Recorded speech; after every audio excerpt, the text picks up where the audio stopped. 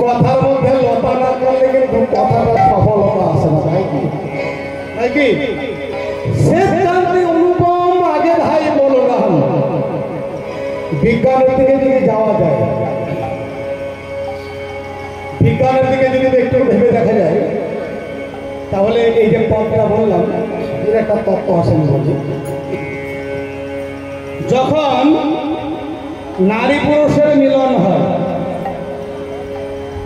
নারী পুরুষের মিলনে যে রতিস্খলন হয়, প্রত্যেকবারে কম বেশি 20 থেকে 30 কোটি শুক্রাণু ওই রোগের মধ্যে বর্তমান থাকে। ওই 20 থেকে 30 কোটি শুক্রাণু মায়েদের ডিম্বাশয়, গর্ভাশয়ের চারিদিকে, গর্ভাশয়ের চারিদিকে গিয়ে চক্রাকারে ঘুরতে থাকে। কতদিন?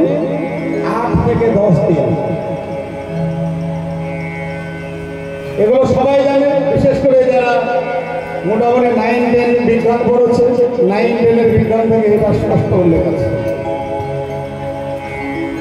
মায়ের গর্ভাশয়ের চারিদিকে ওই 20 থেকে 30 কোটি শুক্রাণু 8 থেকে 10 দিন চক্রাকারে ঘুরতে থাকে, পাগল পাড়া হয়ে ঘুরতে থাকে। কেন? গর্ভাশয়ে আশ্রয় নেবে, আর গর্ভাশয়ে আশ্রয় নিলেই ওই ডিম্বাশয় আর শুক্রাণু মিশ্রিত হয়ে মিলন হয়ে জন্ম নেব। তো দেখুন 8 থেকে 10 দিন, 20 থেকে 30 কোটিতে শুক্রাণু পিতার রতিস্খলনের মধ্যে ছিলাম আমি, তাদের মধ্যে একজন।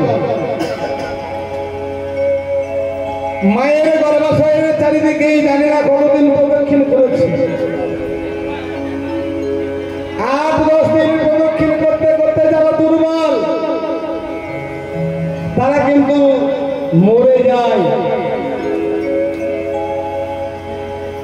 যারা সবল তারাই টিকে থাকে, অনেক সবল শুক্রাণু টিকে থাকে ক্ষণকাল। এক পলক কাল যখন ওই মায়ের গর্ভাশয় ছোট্ট একটা দ্বার খুলে দেয়, ওই দ্বারের মধ্যে যে বলবান সেই প্রবেশ করে। তার মধ্যে দেখা যায় বলবান হয়তো 2 জন হয়ে যায় কি 3 জন হয়ে যায়। যখন প্রবেশ করে গর্ভাশয়ের মধ্যে তখন দেখবেন যমজ ছেলে হয়, মানে 2টো। কোনো কারণে যদি 3টে প্রবেশ করে যায় শুক্রাণু, তখন 3টি বাচ্চা হয়। বোঝা যাচ্ছে তো?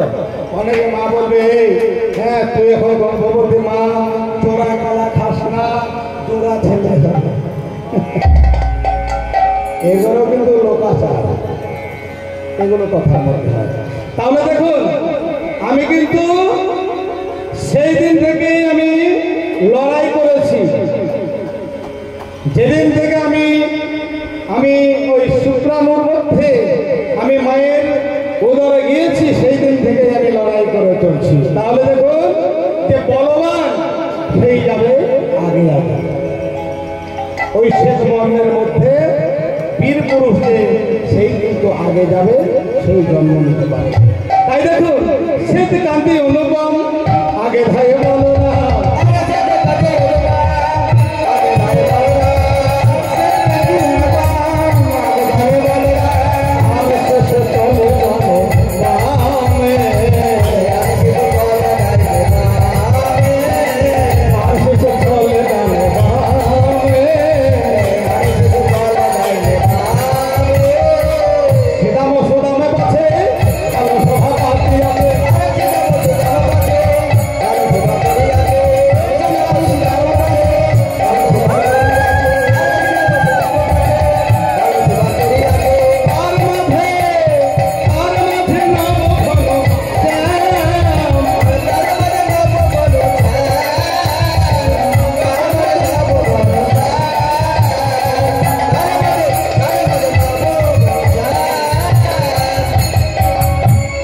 নেচে নেচে নেচে যায়, নেচে নেচে নেচে যায়,